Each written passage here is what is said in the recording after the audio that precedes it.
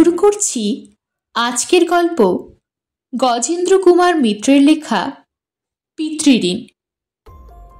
আলিপুরদুয়ারে এক অধ্যাপক বন্ধুর বাড়ি বেড়াতে গিয়েছিলাম। অনেক দিন ধরেই লিখছেন ভদ্রলোক, বহুবার কলকাতাতে এসেও অনুরোধ করে গেছেন। সুতরাং তিনি আন্তরিকভাবেই আমাকে চান এমন সন্দেহ করবার যথেষ্ট কারণ ছিল। কিন্তু সেখানে গিয়ে দেখলাম আমার অনুমান ভুল, অথবা আমার ঠিক সে সময় যাওয়াটা তার মনোপুত হয়নি। কারণ আমি যা চেয়েছিলাম, মানে কদিন হাত পা মেলে বিশ্রাম করতে, তার উল্টো ব্যবস্থাই করে রেখেছেন তিনি, এবং সেটাকে রীতিমতো জব্দ করার ব্যবস্থাই বলা চলে।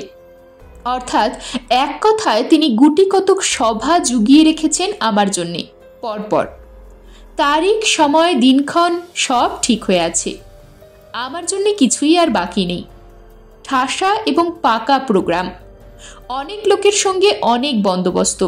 এক্ষেত্রে আমার মতামত এবং সম্মতির প্রশ্নটা নিতান্তই তুচ্ছ। আর আমার সম্মত হওয়া ছাড়া উপায় বা কি?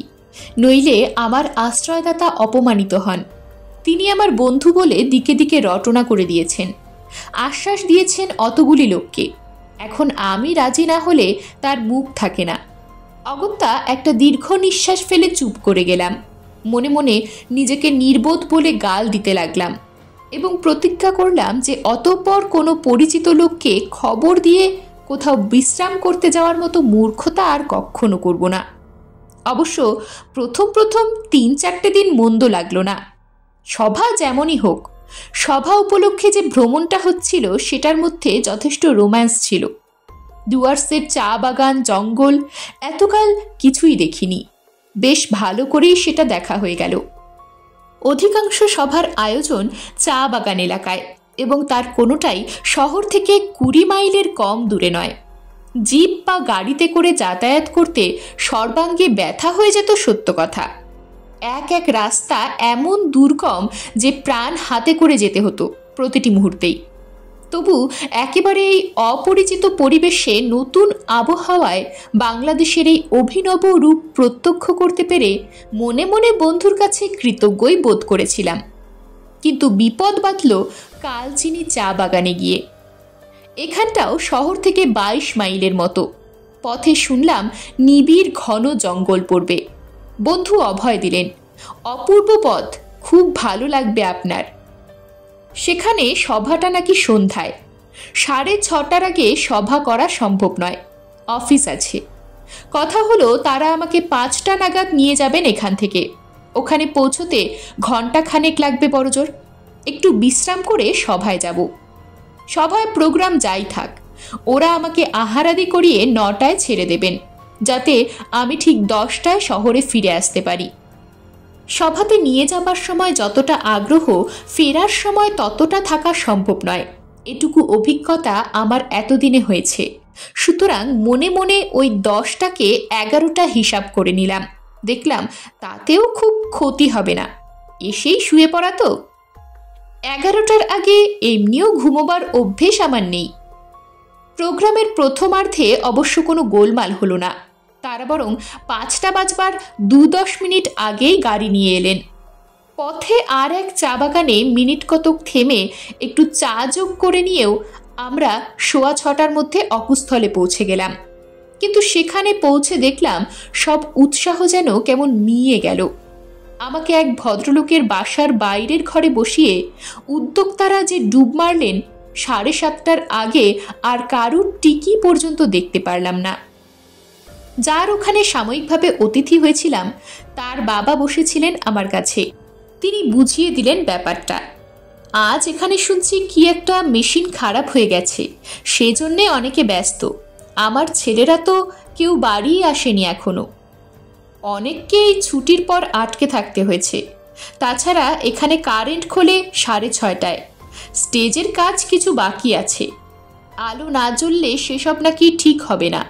কাজেই আপনি নিশ্চিন্ত থাকুন, 7টা 7:30টার আগে সভা আরম্ভ করতে পারবে না। চা জলখাবারের অবশ্য কোনো ত্রুটি হলো না। ইতিমধ্যে অকারণেই বার কতক চা এসে পৌঁছল। কিন্তু একা এইভাবে প্রায় অন্ধকার ও গরম ঘরে বসে থাকা যে নিতান্ত বিরক্তকর। প্রায় অন্ধকার বললাম এই জন্যে যে যদিও ইলেকট্রিক আলো জ্বলছিল, কিন্তু আলোর জোর কম ছিল। হয় কম পাওয়ারের বাল্ব, নয়তো কারেন্টের জন্যেই। তার উপর তবু যা হোক বৃদ্ধ ভদ্রলোকটি এতক্ষণ বসে দু একটা কথা চালাচ্ছিলেন। তিনিও সান্ধান্নিক করতে চলে গেলেন। স্রেফ একা বসে রইলাম জন্তুর মতো। সঙ্গী কতগুলি কীট পতঙ্গ, শুধু কত কি পোকা আলোয় আকৃষ্ট হয়ে অনবরত ঘরে ঢুকছে। তাদের বিদঘুটে চেহারা দেখলে ভয় করে। এখানকার আরশোলাগুলো পর্যন্ত কিম্ভূত কিমাকার দেখতে। বাইরে ঝিঝি পোকার ডাক এত প্রবল যে আশেপাশের কোয়ার্টারে কথাবার্তার শব্দ ছাপিয়ে উঠেছে। তার সঙ্গে হরেক রকমের নিশাচর পাখির ডাক। এর আগে সে ধরনের আওয়াজ কখনো শুনিনি। সবটা জড়িয়ে মনে হচ্ছে যেন নিশীথ রাত্রি। রাগ এবং বিরক্তি হচ্ছিল এদের ওপর, এবং আমার বন্ধুর ওপর তো বটেই। নিজের ওপরও বড় কম হচ্ছিল না। অন্য কোনো সভ্য জায়গা হলে নিজের গাটের পয়সা খরচ করে গাড়ি ডেকে চলে যেতাম, কিন্তু এখানে নিরুপায়। অজানা অচেনা জায়গা, জঙ্গলের পথ, মানব সভ্যতা থেকে বহু দূরে। এরা দয়া করে গাড়ি না দিলে যাওয়ার কোনো উপায় নেই। সুতরাং বসে বসে সে বিরক্তি পরিপাক করা ছাড়া আর কিছু করবার নেই। বৃদ্ধ ভদ্রলোকের কথা সত্য করে উদ্যোক্তারা দেখা দিলেন ঠিক 7:30টার সময়। অবশ্য যারা গাড়ি নিয়ে আমাকে নিতে গিয়েছিলেন তারা আসেননি, বুদ্ধি করে গা ঢাকা দিয়েছিলেন। একটু স্যার দেরি হয়ে গেল, মানে এমন মুশকিল, আজই অ্যাসিস্ট্যান্ট ম্যানেজার আটকে রাখলেন। পাঞ্জাবি তো, এসব সাহিত্য সভা টভা অত বোঝে না। ওদের কাছে কাজের দামটাই সবচেয়ে বড়। কিছু মনে করবেন না স্যার, একটু মেকআপ করে দেব। কতগুলো চওড়া কথা বললাম, কিন্তু সে কেবল ভস্যে ঘি ঢালা। তা বলতে বলতেই বুঝতে পারলাম। তারপর বললাম, আমাকে কিন্তু আগেই ছেড়ে দিতে হবে। আপনাদের ফাংশন থাকে, পরে যা হয় করবেন, আমি অতক্ষণ থাকবো না। সে তো নিশ্চয়ই, সে কথা বলতে 9টার মধ্যে ছেড়ে দেব আপনাকে। আশ্বাস দিয়ে উঠলেন 3-4 জন। ছাড়লেন তারা ঠিক 10:30টায়। উপায়ও নেই। উদ্বোধন সঙ্গীত ও সমাপ্তি সঙ্গীত ছাড়া 2টি মাত্র আইটেম, একটি সঙ্গীতালেখ্য, আরেকটি নৃত্যনাট্য। সঙ্গীতালেখ্যটির কথা সবাই জানেন, কতগুলো প্রলাপের সঙ্গে কয়েকটি গান বাঁধা। গানটা গাওয়াই উদ্দেশ্য, কিন্তু শুধু গান দিলে যারা গাইতে পারে না তাদের কিছু দেবার থাকে না। তাতেই প্রলাপগুলোর অবতারণা। একজন লেখে, তার কাছ থেকে মোটা চাঁদা পাওয়া যায়। আগে একজনই পড়তো, এখন পড়ে বহু লোকে। সবাই খুশি। আমার অনুমতির কেউ অপেক্ষা করল না, বলা বাহুল্য। সভাপতিকে আজকাল সভা পরিচালনা করতে হয় না, করে অন্য লোকে, প্রধানত উদ্যোক্তারা। সুতরাং সভাপতি বরণের পরই সঙ্গীতালেখ্য ঘোষণা করা হলো। 1 ঘন্টার ওপর চলল সে যন্ত্রণা। শেষের দিকে একজনকে ডেকে বললাম যে এইবারে আমার বক্তৃতার ব্যবস্থা করুন, নৃত্যনাট্য পরে হবে।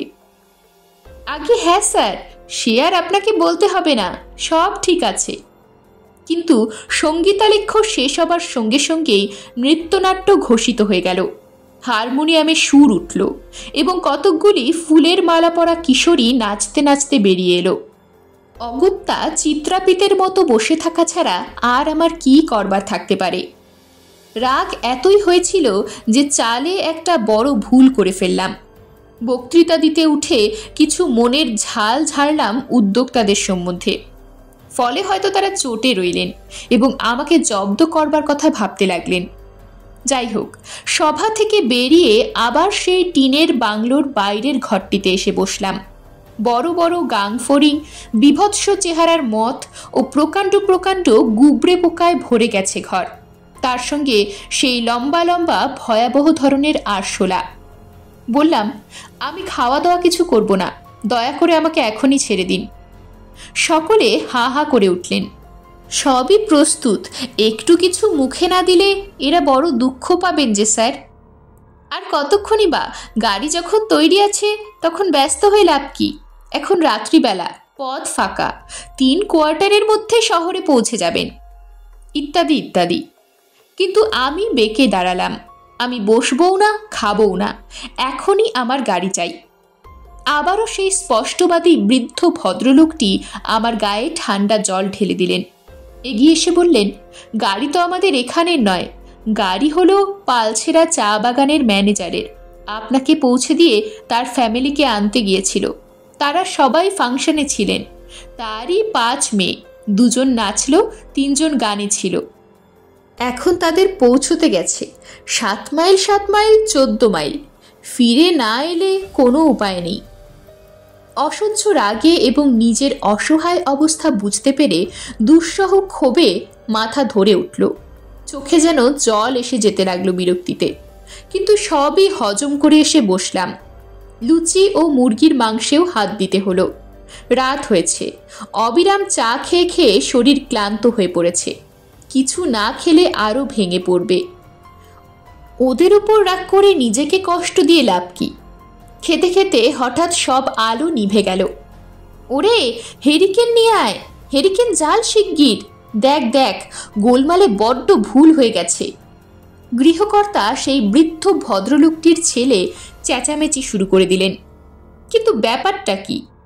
শোনা গেল এখানে প্রত্যহই রাত 11:30টায় কারেন্ট বন্ধ হয়ে যায়। তারপর ফ্যাক্টরির কাজ চালু হয়। ডায়ানামো থেকে কারেন্ট তৈরি হয়। তার এত শক্তি নেই যে বাড়ি ও রাস্তার সব আলো জ্বালিয়েও ভারী ভারী মোটর চালায়। এরা নাকি ম্যানেজারকে অনুরোধ করেছিলেন অন্তত ঘণ্টাখানেক বেশি আলো জ্বেলে রাখার। সাহেব ম্যানেজার রাজিও হয়েছিলেন, কিন্তু এখন তিনি নেই। বিজলি ঘরের ইনচার্জ বলছে যে যেহেতু সে কোনো লিখিত অর্ডার পায়নি, সেহেতু নিয়মের ব্যতিক্রম সে করতে পারবে না। এখন উপায় আছে অ্যাসিস্ট্যান্ট ম্যানেজারকে গিয়ে বলার, কিন্তু সে দেখলাম কেউই এগোতে চান না। অগত্যা হেরিকেনের আলোতেই ভোজন পর্ব শেষ করে আবার বাইরে এসে বসলাম। চারিদিকে ঘুটঘুট করছে অন্ধকার। সামান্য বসতি, বোধহয় 25-30টি কোয়ার্টার হবে সব জড়িয়ে। সবগুলোই প্রায় নিশুতি হয়ে এসেছে। একটা হেরিকেন বা প্রদীপের চিহ্নও কোথাও দেখা যায় না। ওদিকে সম্ভবত মেঘ ঘনিয়ে এসেছে খুব, কারণ গুরু গুরু শব্দ হচ্ছে থেকে থেকে। আকাশের দিকে চেয়ে বোঝার উপায় নেই। বড় বড় গাছে আকাশ ঢেকে আছে। তাছাড়া এত জোনাকি যে কোনটা তারার আলো আর কোনটা জোনাকি বোঝা মুশকিল। এই বাড়ির এরাও সব শুয়ে পড়লেন। শুধু গৃহস্বামী বসে বসে হাই তুলছেন আর বিড়ি খাচ্ছেন।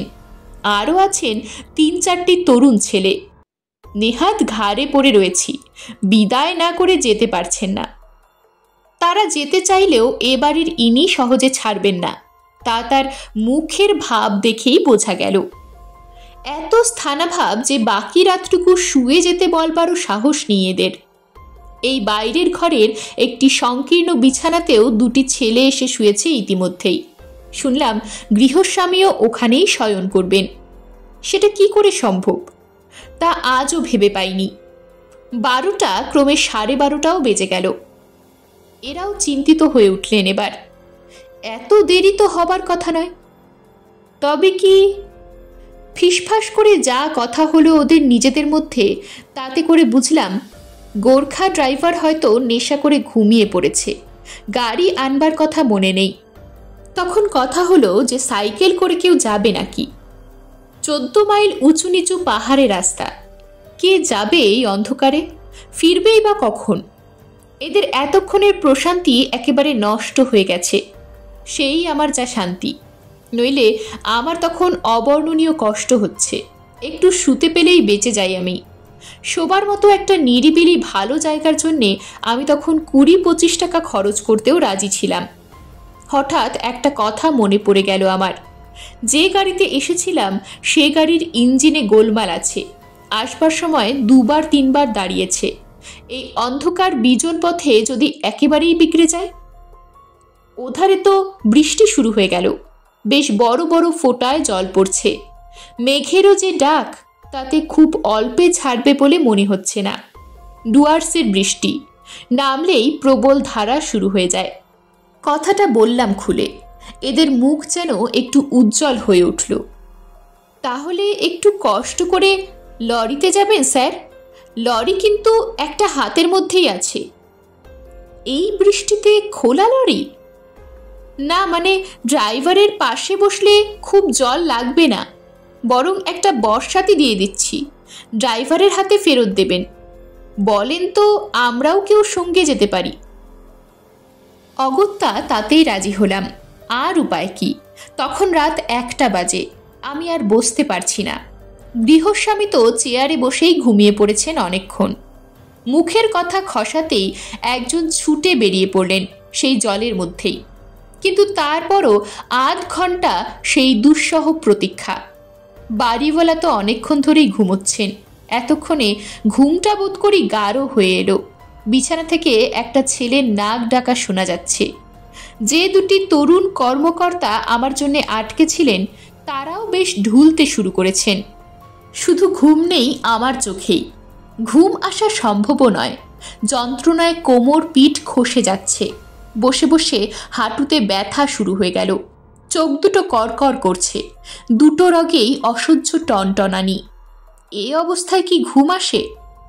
অগত্যা বসে বসে বৃষ্টির শব্দ শুনতে লাগলাম। শোনবার মতোই শব্দ। মেঘ ডাকছে মুহুর্মুহু, যেন ভারী ভারী রোলার চালিয়েছে কে আকাশের পথে।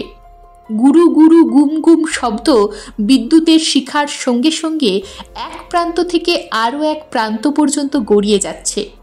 সে শব্দ এই নিস্তব্ধ অরণ্যে দূরে পাহাড় পর্যন্ত ভয়াবহ প্রতিধ্বনির সৃষ্টি করেছে। বৃষ্টির ফোঁটা পড়বার আওয়াজও কম নয়, কারণ আশেপাশে সব কোয়ার্টারেই টিনের চাল। বৃষ্টির ফোঁটাই তো বেশ বড়, তার উপর তার অধিকাংশই গাছপালায় পড়ে আরও বৃহত্তর জলবিন্দু রচিত হয়ে পড়ছে। সে শুধু শব্দ নয়, তাকে কোলাহল বলাই উচিত। অবশেষে দূরে গাড়ির আওয়াজ একটা শোনা গেল, মোটরের এবং হর্নের শব্দ। সচকিত হয়ে উঠলেন এরা। একটু ক্ষীণ আশা আমার মনেও দেখা দিল। সকলে মিলে বাইরের বারান্দায় এসে দাঁড়ালাম। হ্যাঁ, ওই তো আলো দেখা যাচ্ছে, কিন্তু এ যে দুজোড়া আলো, দুদিক থেকে। লরি আর গাড়ি প্রায় একসঙ্গেই এসে পৌঁছল। ড্রাইভার বাহাদুর ভোলেওনি, নেশাও করেনি। গাড়িটাই পথে বিগড়েছিল। গাড়ি সারিয়ে নিয়ে আসতে দেরি হয়ে গেছে। সঙ্গে অন্য লোক তো নেই, তাই এই অন্ধকার পথ। নিজেই টর্চ ধরে সারানো এক হাতে, সুতরাং দেরি তো হতেই পারে। এখন কিসে যাব? গাড়িতে না লরিতে? দুই ড্রাইভারই আশা ও আশঙ্কায় আকুল হয়ে আমার মুখের দিকে চাইল। দুজনেরই ইচ্ছা আমি অপর যান ব্যবহার করি। আমি এদের দিকে ফিরে বললাম, দেখুন, আপনারা আমাকে ঢের কষ্ট দিলেন, এবার আপনাদের একটু কষ্ট করা উচিত। আমি গাড়িতেই যাচ্ছি, কিন্তু আপনাদেরকেও লরি নিয়ে আমাদের সঙ্গে চলুন। এই ভয়াবহ পথ, গাড়ি যদি বিগড়োয় তো কি অবস্থা হবে ভাবুন দেখি। গাড়ির অবস্থা তো বোঝাই যাচ্ছে, লরি কেমন তাই বা কে জানে। একটা সেকেন্ড লাইন অফ ডিফেন্স সঙ্গে থাকা ভালো। হেরিকেনের আলোতে মুখের ভাব খুব ভালো করে দেখা যায় না, তবু খুশি যে ঠিক কেউ হলেন না কথাটা শুনে সেটুকু বেশ বোঝা গেল। নিঃশব্দে কিছুক্ষণ তিনজনে তিনজনের মুখের দিকে তাকিয়ে থাকার পর একজন বললেন, তাই হোক তাহলে। অভিজিৎ, তুমি বরং সঙ্গে যাও, তুমি তো তবু কলকবজা একটু বোঝো সোজো। অভিজিৎ অভিহিত ছোকরাটি প্রবল বেগে ঘাড় নাড়ল। যেতে আমি পারি, কিন্তু একা যাব না, আপনারাও সঙ্গে চলুন।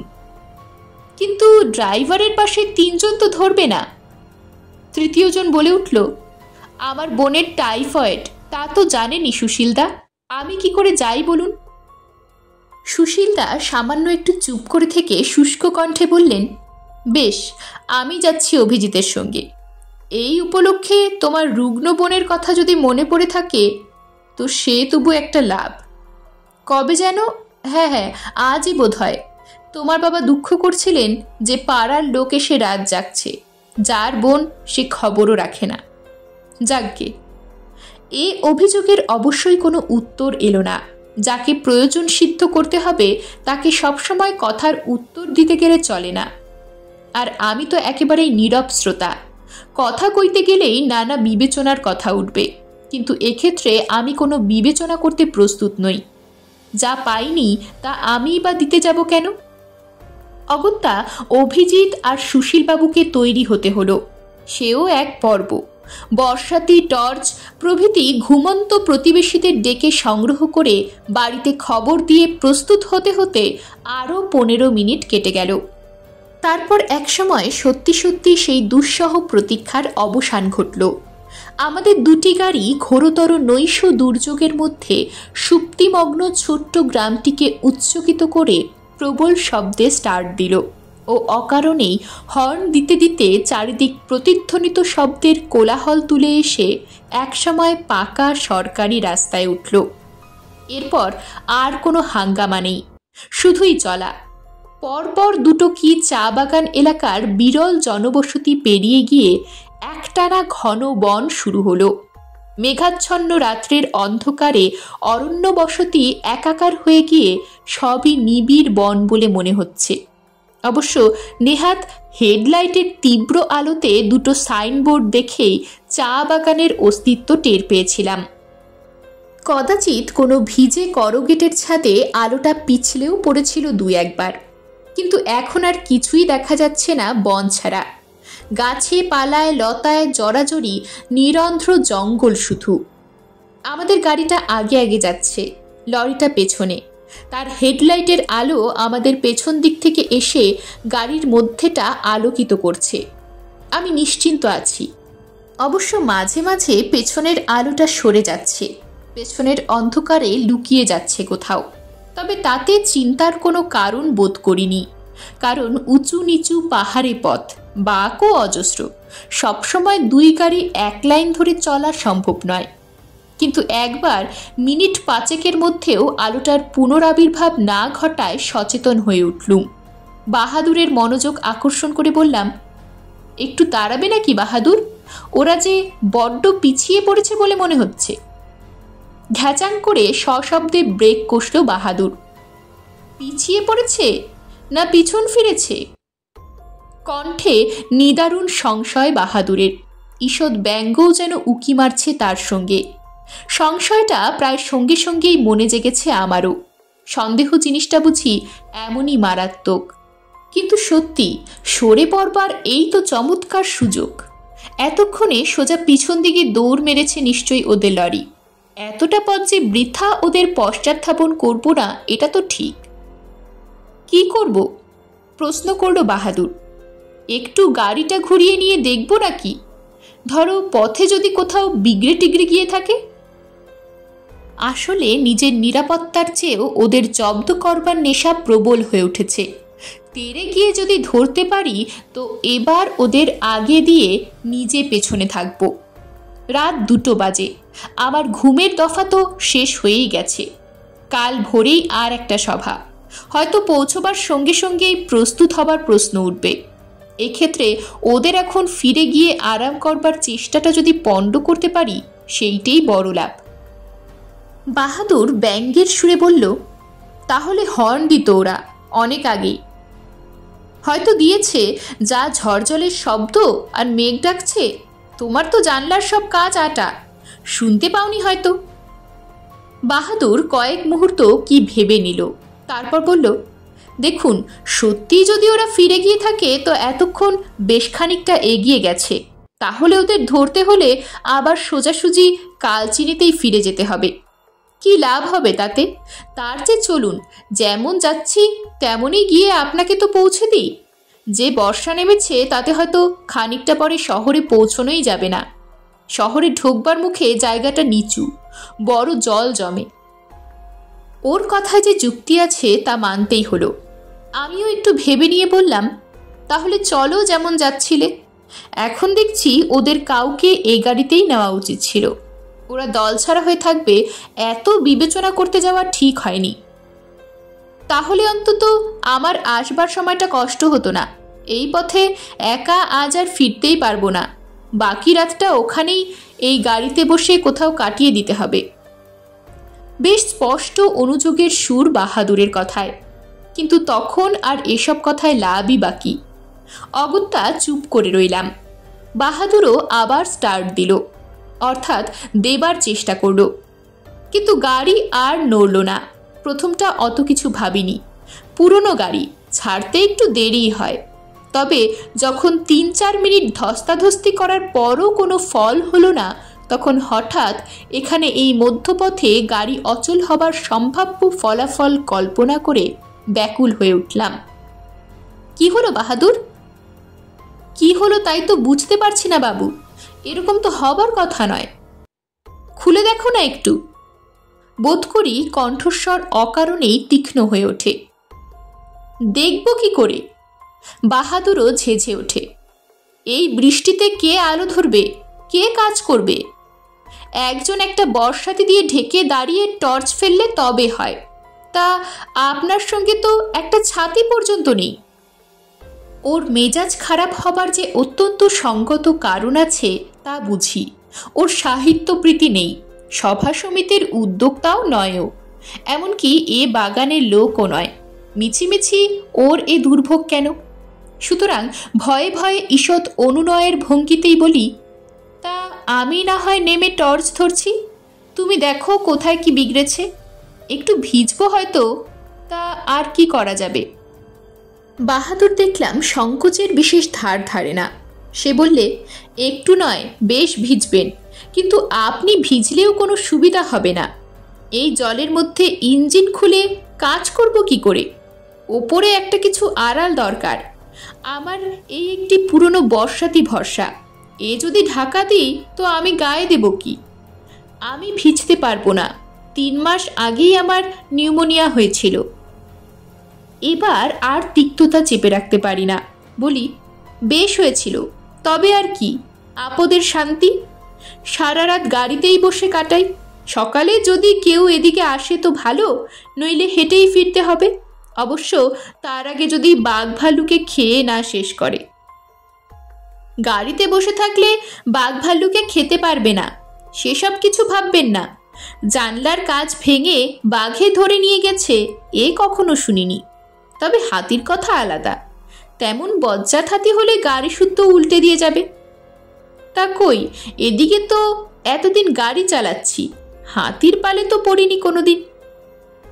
খুব যে ভরসা পেলাম না তা বলা বাহুল্য, তবে বললামও না আর কিছু। কি বা বলবো, অদৃষ্ট ছাড়া এখন তো আর পথও নেই, যা আছে অদৃষ্টে তাই হবে। তাছাড়া সত্যি কথা বলতে কি, রাগে বিরক্তিতে দৈহিক কষ্টে চোখে আমার তখন জল এসে গিয়েছে, কথা বলার মতো অবস্থাও নেই। বাহাদুর বোধহয় আমার অবস্থাটা বুঝল, হয়তো তার মায়াও হলো একটু। সে বলল, আপনি মিনিট কতক একা বসতে পারবেন? আমি তাহলে একটু খোঁজ করে দেখি ওদের, যদি সত্যি কোথাও আটকে গিয়ে থাকে। ওদের পেলে গাড়িটাও মেরামত হয়। চাই কি লরিতে বসে চলেও যেতে পারেন আপনি। একা বসতে পারবেন এ প্রশ্নটার মধ্যে যে চ্যালেঞ্জ ছিল তা গ্রহণ করা ছাড়া আমার গত্যন্তর কি? কলকাতার বাবুদের দুর্নাম প্রমাণিত করতে রাজি নই আমি। তাছাড়া যদি একটা উপায় হয় এই অকুল সমুদ্র থেকে রক্ষা পাবার, সেটাই বিবেচ্য।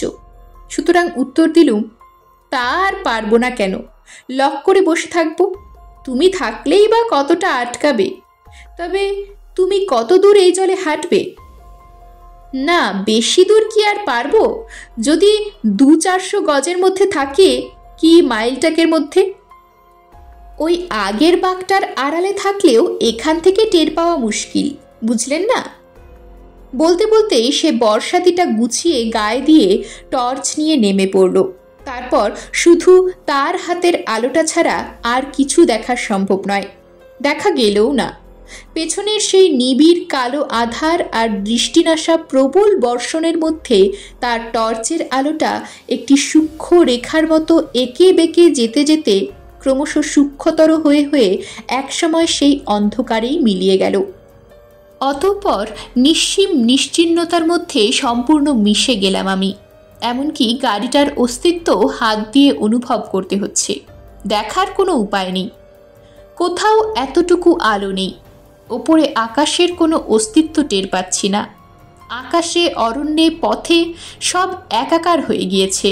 যেন মনে হচ্ছে সৃষ্টির আদি যুগে, জীব সৃষ্টিরও আগে যে প্রলয়ঙ্কর বর্ষণের কথা ইতিহাসে পড়ি, হঠাৎ সেই যুগেই গিয়ে পড়েছি আমি। একটি মাত্র জীবিত প্রাণী, শুধু মধ্যে মধ্যে বিদ্যুৎ চমকের ফলে একবার বর্তমান সভ্যতা সম্বন্ধে সচেতন হয়ে উঠছি। সামনে পিছনে বিসর্পিত টারম্যাক রাস্তাটা দেখা যাচ্ছে, তাও শুধু এই রাস্তাটাই, তাছাড়া তো সেই দুদিকে নিরন্ধ্র বন এবং ওপরে স্লেট রঙের ক্রুব্ধ আকাশ। আর কিছুই দৃষ্টিগোচর হচ্ছে না। মানুষ তো দূরের কথা, অপর কোনো প্রাণীর চিহ্ন পেলেও বাঁচতাম। সে সময় মনে হচ্ছিল একটা বাঘ ভাল্লুকের দেখা পেলেও মন্দ হতো না, তবু বিশ্বাস হতো যে আমি বেঁচে আছি। চুপ করে স্থাণুর মতো বসে থাকা, তার উপর এই অপরিসীম শারীরিক ক্লান্তি। তাই তখন নিজের অজ্ঞাতসারেই তন্দ্রাচ্ছন্ন হয়ে পড়েছি, টের পাইনি। একেবারে হঠাৎ কানের কাছে একটা কাশি কিংবা গলা খাকারির শব্দ পেয়ে ধর্মড়িয়ে চমকে জেগে উঠলাম। কে বাহাদুর? প্রশ্ন করি বটে, কিন্তু গলাটা নিজের কাছেই কেমন অদ্ভুত শোনায়। আর প্রশ্ন করার সঙ্গে সঙ্গেই প্রশ্নের ব্যর্থতা ধরা পড়ে, কারণ গাড়ির বাইরে দাঁড়িয়ে কাছে যে টোকা দিচ্ছে সে বাহাদুর নয়। অত কাছে বলে তার সাদা পোশাকটা অন্ধকারেও দেখা যাচ্ছিল। স্পষ্ট মনে আছে বাহাদুরের খাকি শার্ট ছিল গায়ে। তাছাড়া ঠিক সেই সময় একবার বিদ্যুৎ চমকে ওঠার সঙ্গে সঙ্গেই দেখলাম সাহেবী পোশাক পরা একজন লোক, এবং সম্ভবত সাহেবী। নিমেষে ভয়ে যেন আড়ষ্ট হয়ে গেলাম। এই বিজন অরণ্যে লোকালয় থেকে অন্তত 7-8 মাইল দূরে ঘোর বর্ষায় সাহেব কোথা থেকে এলো? কিন্তু সে ওই নিমেষ মাত্র। পরক্ষণেই এই আতঙ্কের ছেলে মানুষটা নিজের কাছেই ধরা পড়ল। নিশ্চয়ই সাহেবও এই পথে যাচ্ছিল। আমার গাড়ি অন্ধকারে এমন নিশ্চল দাঁড়িয়ে থাকতে দেখে খোঁজ করতে নেমেছে। ওদের যাতে এ ভদ্রতা খুব আছে। আশ্বস্ত হয়ে বোধহয় আনন্দের চোটেই তাড়াতাড়ি জানলাটা ইঞ্চি 2 নামিয়ে দেই। সঙ্গে সঙ্গে খানিকটা দমকা ঝোড়ো বাতাস আর খানিকটা জল ঢুকে যায় ভেতরে। সেই সঙ্গে পুরোপুরি ইংরেজি কণ্ঠে প্রশ্ন আসে, well, can I do anything for you gentleman? আমি আপনাকে কোনো সাহায্য করতে পারি? সে কে, কোথা থেকে এলো এবং তার গাড়ি বা কোথায়, এইসব খবর নেবার কথা মাথাতেই এলো না। এতক্ষণে একটা মানব কণ্ঠ শুনে এবং বলিষ্ঠ ইংরেজকে হাতের কাছে পেয়ে মনের আনন্দে গলগল করে সব দুঃখ খুলে বললাম, অবশ্যই সংক্ষেপে, কারণ এটুকু খোলা দিয়েই জল এসে রীতিমতো ভিজিয়ে দিচ্ছিল আমায়। সব শুনে সাহেব একটা প্রবল সহানুভূতিসূচক শব্দ করে বলল, দেখি কি ব্যাপার ইঞ্জিনের। তারপর আর বিন্দুমাত্র বিলম্ব না করে সামনের দিকে এগিয়ে গিয়ে ইঞ্জিনের ঢাকাটা খুলে ফেলল। সেই অন্ধকারে, সেই মুষলধারা বৃষ্টির মধ্যে কি দেখল আর কি করল কে জানে। একটু পরেই ঢাকাটা আবার বন্ধ করে সামনের দরজাটা খুলে ভেতরে বসে গাড়িটা স্টার্ট দিল। এতক্ষণে নীরব মৃতপ্রায় যন্ত্র যেন কোনো মায়াবী জাদুকরের ছোঁয়ায় প্রাণ পেয়ে গর্জন করে উঠল। রুদ্ধগতি গাড়ি কাঁপতে লাগলো থরথর করে ইঙ্গিতের অপেক্ষায়। নাও, এখন পারফেক্টলি অলরাইট হয়ে গেছে। চলো বরং তোমাকে পৌঁছে দিয়ে আসি। আলিপুর যাবে তো? বলার সঙ্গে সঙ্গেই গাড়ি ছেড়ে দিল সে। অনুমতির অপেক্ষাও করল না। প্রথমটা খুশি হয়েছিলাম, কি হচ্ছে ভালো করে তলিয়ে না বুঝে একটা স্বস্তির নিঃশ্বাসও ফেলেছিলাম। কিন্তু একটুখানি যাবার পরই সবটা যেন ভালো করে মনে পড়ে গেল। কিন্তু বাহাদুর যে পড়ে রইল। দাঁতে দাঁত চেপে সাহেব বলল, চুলোয় যাক বাহাদুর, সে তার ব্যবস্থা করে নেবে এখন। তার ভাবনা ভাবতে হবে না তোমাকে, তুমি তোমার ভাবনা ভাবো। সচেতন হবার সঙ্গে সঙ্গেই আরও একটা জটিল সংশয় দেখা দিয়েছিল মনে। বললাম, কিন্তু তোমার গাড়ি কোথায়? তুমি কোথায় যাচ্ছিলে? সে গাড়ির কি হলো? কই দেখলাম না তো। আহ, তুমি বড্ড পরের জন্যে মাথা ঘামাও বাবু। আগে নিজে বাঁচো, তারপর পরের চিন্তা করো। এই বলে একটু শব্দ করে হাসল সে। সামান্য হাসি, অতি ক্ষীণ একটা ধাতব শব্দের মতো, কিন্তু তাতেই বুকের মধ্যেটা যেন কেমন অকারণ আতঙ্কে গুড়গুড় করে উঠল। আর সেই সময় আরেকটা কথা মনে পড়ল। বাইরে প্রলয়কাণ্ড চলছে। এরকম বর্ষণ, এত বড় বড় জলের বিন্দু আমরা শহরের লোক দেখা তো দূরে থাক, কল্পনাই করতে পারি না। এই বৃষ্টিতে লোকটা বাইরে দাঁড়িয়েছিল, তাতে তো ভিজে নেতা হয়ে যাওয়ার কথা, কিন্তু যতদূর মনে হচ্ছে সেরকম জলের আভাস তো টের পাচ্ছি না। কথাটা ভাবছি, এমন সময় আর একবার বজ্র গর্জনের সঙ্গে বিদ্যুৎ চমকালো, বেশ অনেকক্ষণ ধরে। আকাশের এক প্রান্ত থেকে অপর প্রান্ত পর্যন্ত জ্বালিয়ে দিয়ে গেল সে বিদ্যুৎ।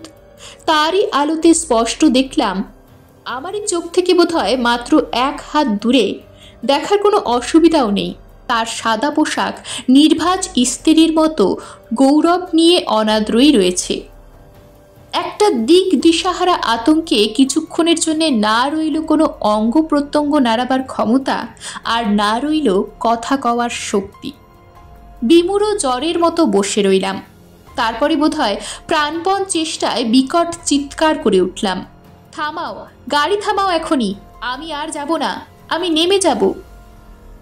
কোনো উত্তর এলো না সামনে থেকে, শুনতে পেলে কিনা তাও বোঝা গেল না, কিন্তু গাড়িও থামল না, বরং মনে হলো যেন তার গতি বেড়ে গেল আরো।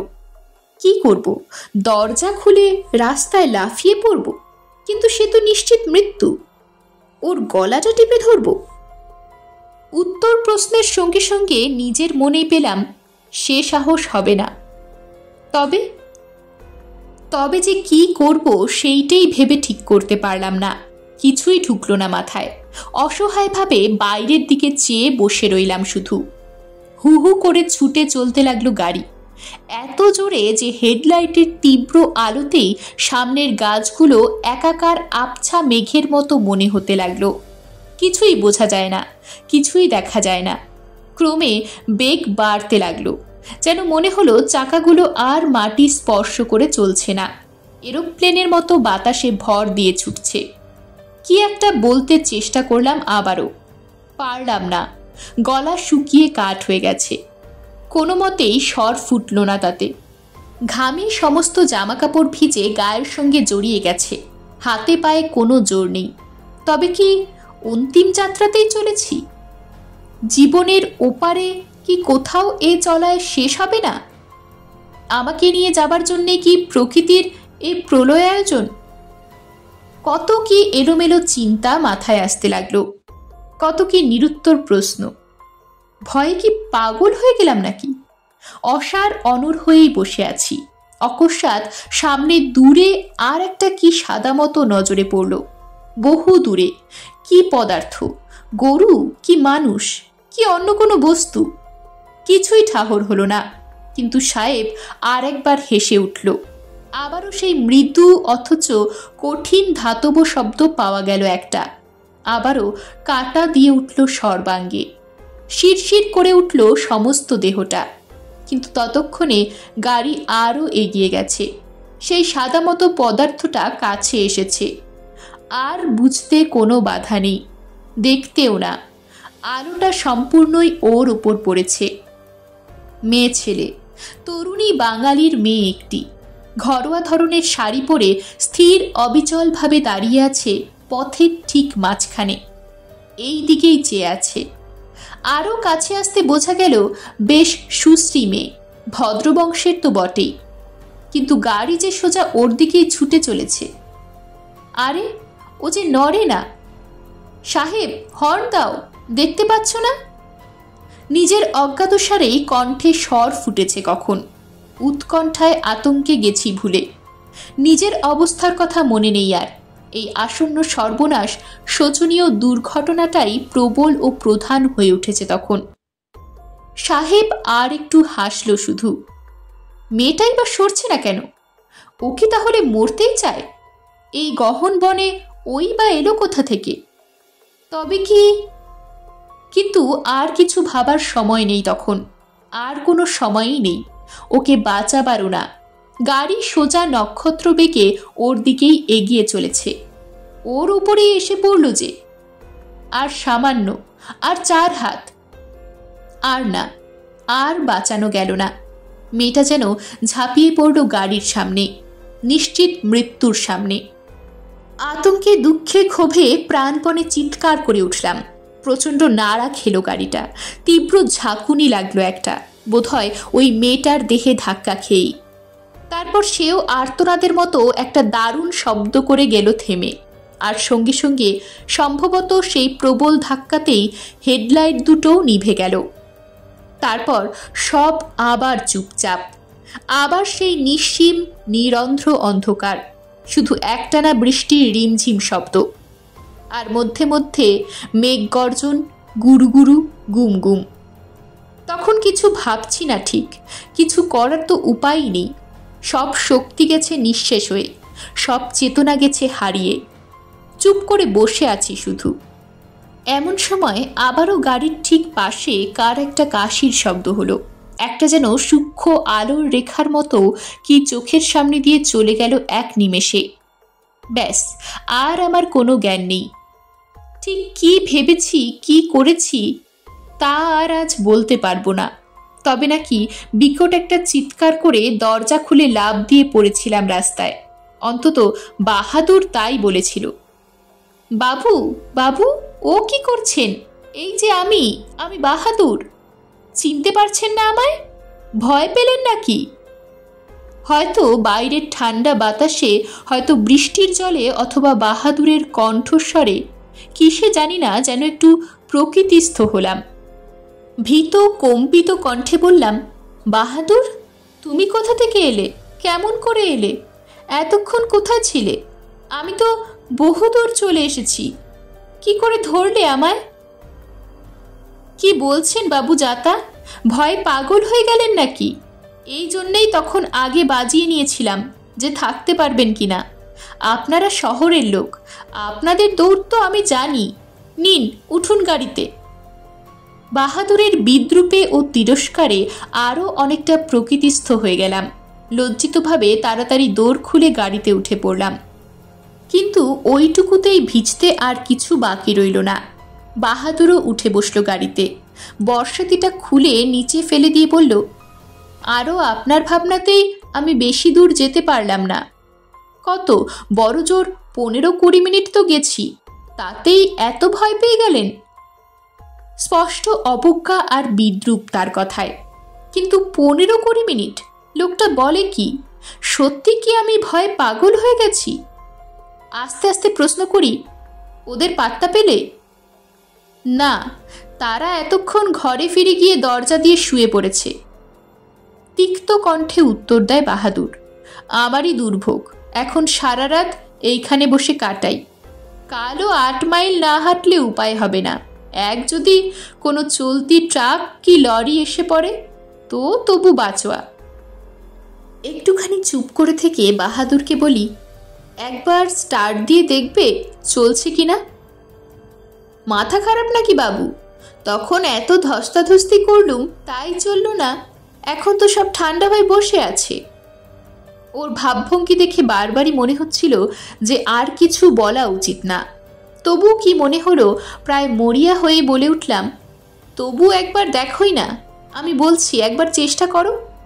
তোমার তো কোনো কষ্ট নেই, এটুকু তো বসে বসেই পারবে। বিরক্তি চাপবার কোনো চেষ্টা করল না বাহাদুর, তবে কথাটা শুনল। বোধহয় আমাকে অপ্রতিভ করবার জন্যেই পরে অনেক বেশি অপমান করতে পারবে এই ভরসায় নিতান্ত তাচ্ছিল্য ভরে সুইচটা টিপে ক্লাচে হাত দিল। আর সঙ্গে সঙ্গেই সেই অনড় অচল যন্ত্রটা যেন প্রবল গর্জন করে উঠল। গাড়িটা কাঁপতে লাগলো থরথর করে। ইঞ্জিন যে স্টার্ট নিয়েছে সে সম্বন্ধে আর কোনো রকমের সন্দেহের অবকাশ রইল না। আরে বহুত তাজ্জব বাত! একটা বিস্ময়সূচক ধ্বনি করে চমকে ওঠে বাহাদুর। অবাক হয়ে বলে, এ কি ব্যাপার বাবু? আপনি কি কিছু করেছিলেন? আপনি কি জানেন এইসব মেরামতির কাজ? তাহলে তখন বললেন না কেন? বলছি, তার আগে তুমি এখান থেকে একটু এগিয়ে যাও দেখি। এবার আর বাহাদুর কোনো আপত্তি করল না, বিনা বাক্য ব্যয়ে গাড়ি ছেড়ে দিল। খানিকটা চলবার পর মনে জোর পেলুম খানিকটা। মনের মধ্যে কিছু পূর্বের অভিজ্ঞতাটাও ভেবে একটু গুছিয়ে নিতে পারলুম। তখন ইঙ্গিতে ওকে থামতে বলে একে একে সব বললুম।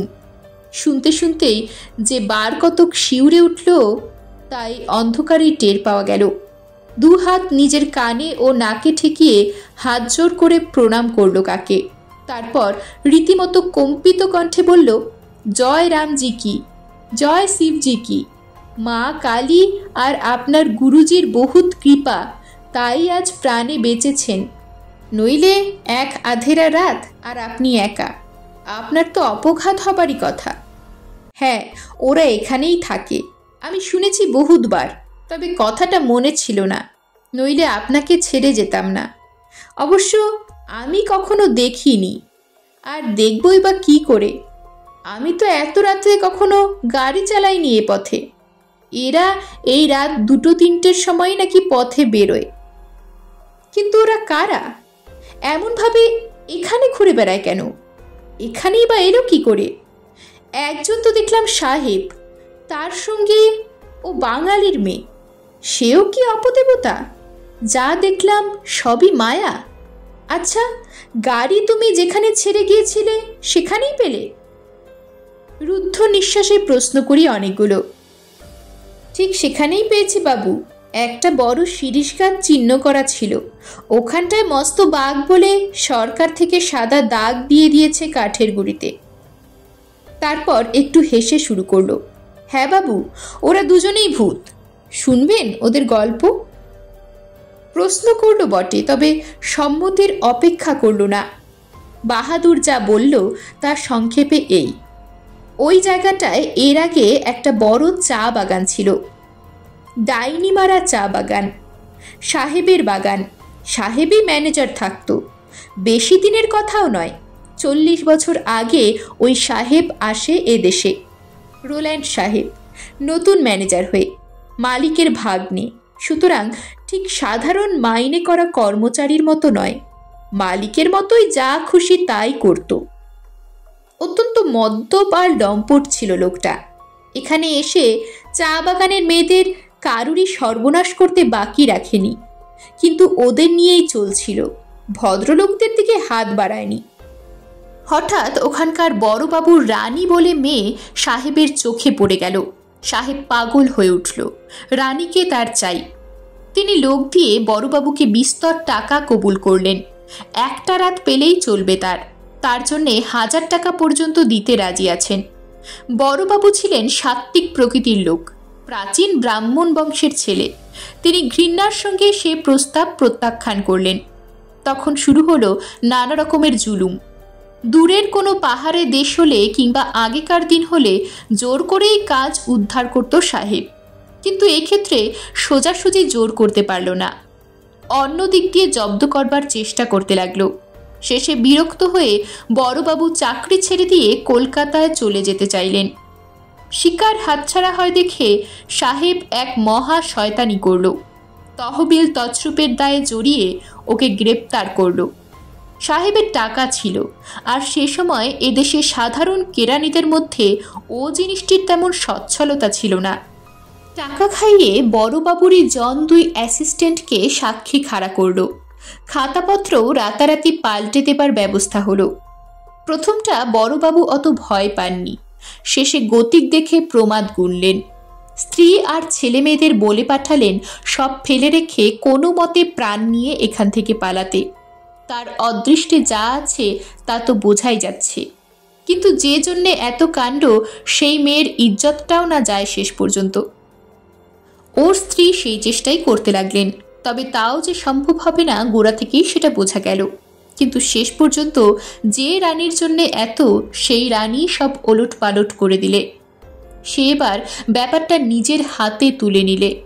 শটান সোজা সাহেবের বাংলোয় গিয়ে বললে যে সে নিজেই এসে ধরা দিতে প্রস্তুত আছে, যদি সাহেব তার বাবার নামে নালিশ তুলে নিয়ে সসম্মানে মুক্তি দেয় এবং প্রভিডেন্ট ফান্ডের টাকা, মাইনের টাকা সব মিটিয়ে দিয়ে আরও 2000 টাকা বেশি দেয়। সাহেব তখনই রাজি হয়ে গেল, শুধু বললে, জামিন? রানী জবাব দিলে, জামিন আমি আমার মার নামে দিব্যি গেলে যাচ্ছি, এ কথা নড়চড় হবে না। সন্ধ্যার মধ্যে তুমি তোমার কাজ শেষ করো, আমি রাত 8টার মধ্যে তোমার বাংলোয় হাজির হব। সাহেব তো মহা খুশি, আনন্দে শীষ দিয়ে উঠল। তবে সেও বাহাদুর ছেলে। সেই দিনই অবশিষ্ট ঘন্টার মধ্যেই ওদের চুক্তি ও তার দিকের শর্ত নিঃশেষে পালন করলে, এমনকি সকলের সামনে বড়বাবুর কাছে ক্ষমা প্রার্থনাও করল। জানালো সে অনুতপ্ত। সকলেই সে কথা জানল, এমনকি বড়বাবুও, কারণ রানীর এই ব্যাপার কেউ জানত না। তবু বড়বাবু যাত্রার তোড়জোড় শুরু করলেন। এখানে বেশি দিন থাকা নিরাপদ নয়, কে জানে মাতালটার মতি বদলাতে কতক্ষণ। কেউই কিছু জানল না। তখন এদিকে বিজলির আলো হয়নি, হলেও কিছু রাস্তায় আলো থাকতো না। কালো কাপড় পরে বেরিয়ে কখন সাহেবের বাংলোয় গিয়ে আধ ঘন্টার মধ্যে ফিরে এসেছিল রানী, তা কেউ টের পায়নি। ওর কথা মতো সমস্ত ঝি চাকরকে সে সময়টা সরিয়ে দিয়েছিল সাহেব। কথাটা ছড়াবে সে সম্ভাবনা ছিল না। সাহেব খুব খুশি, ব্যাপারটা ভালোই ভালোই মিটে গেছে বলে নিশ্চিন্ত। খুশি মনেই ফুর্তি করতে শহরে গিয়েছিল। বহু রাত্রি পর্যন্ত ক্লাবে চেঁচামেচি হল্লা করে মদ খেয়ে বাগানে ফিরছিল সে। স্বপ্নেও ভাবেনি যে রানীর মনে এই ছিল। ঘটনাটা ঘটেছিল ঠিক ওই জায়গাটাতেই, আমাদের গাড়ি যেখানে ছিল। রানী একটা বড় গাছের আড়ালে দাঁড়িয়েছিল ওরই অপেক্ষায়। পুরো স্পিডে গাড়ি আসছে, এমন সময় পথের মাঝখানে এসে দাঁড়ালো সে। সাহেবের তখন মদে আচ্ছন্ন দৃষ্টি। যখন বুঝলো এবং চিনতে পারল, তখন আর ব্রেক কষবার সময় ছিল না। ওরই গাড়ির চাকার তলায় পিষে গেল রানী। এরপর যে কি হলো, যেন একেবারে জন্তু হয়ে গেল সাহেব। তারপর বেঁচেও ছিল মোটে 7-8টা দিন। একদিন গভীর রাত্রে সেই বড় গাছটারই একটা ডালে গলায় ফাঁস লাগিয়ে মরল সে। তারপর থেকেই নাকি ওরা দুজন এখানে আছে। দৈবাত কোনোদিন রাত্রে একা এ পথে কেউ গেলে ওদের দেখতে পায়। বেশ বড় বড় কটা দুর্ঘটনাও ঘটেছে এখানে। গাছের সঙ্গে ধাক্কা খেয়ে চুরমার হয়ে গেছে গাড়ি, অকারণেই বলতে গেলে। তারপর থেকেই এখানকার চা বাগানটা নষ্ট হয়ে গেছে, জানালো বাহাদুর। অনেকে চেষ্টা করেছে, কিন্তু কেউ নাকি টিকতে পারেনি। এমন এমন সব উপদ্রব হতে লাগলো যে বাঙালি তো বাঙালি, সাহেবরা পর্যন্ত পালাতে পথ পেলে না বাগান ছেড়ে। তবু তো সেই গলায় দড়ি গাছটা ওরা কেটে পুড়িয়ে দিয়েছিল, কিছু কিছু হোমযজ্ঞও করেছিল। কিন্তু সাহেবের বাগান, সাহেবরা তো আর ওসব করবে না। তার সম্পত্তি থাক আর যাক, গেলই অবশ্য। এমনি পড়ে পড়েই যন্ত্রপাতি সব গেল নষ্ট হয়ে, বাড়িঘর গেল ভেঙে। সকলকার মনেই এমন ভয় ঢুকে গেল যে অত দামি দামি জিনিস পড়ে পড়ে নষ্ট হলো, তবু কোনো চোর পর্যন্ত এলো না চুরি করতে। এখনো জঙ্গলের মধ্যে খোঁজ করলে হয়তো সেসব জিনিস খুঁজে পাবেন। এই পর্যন্ত বলে একটা দীর্ঘ নিঃশ্বাস ফেলল বাহাদুর। কয়েক মুহূর্ত চুপ করে বসে রইল সে। আমি ঘড়িটা দেখে নিয়ে বললাম, এবার গাড়িটা ছাড়ো বাহাদুর, রাত তো পুইয়ে গেল, প্রায় 4টে বাজে, এখনই ফর্সা হয়ে যাবে। যা দেশ তোমাদের। এই যে ছাড়ি বাবু। সে আবারও স্টার্ট দিয়ে বললে, তবে একটা কথা বাবু, আপনার কিন্তু সত্যি খুব বরাত জোর। আপনার কোনো অনিষ্ট তো করেইনি, উল্টে গাড়িটা সত্যিই খুব ভালো সারিয়ে দিয়ে গেছে। খাসা হাত ব্যাটার, তা মানতেই হবে। এরকমই আরও সব গল্প পেতে চ্যানেলটিকে সাবস্ক্রাইব করে দেবেন। আর গল্পটি যদি ভালো লেগে থাকে তাহলে লাইক, শেয়ার আর কমেন্ট করে দেবেন।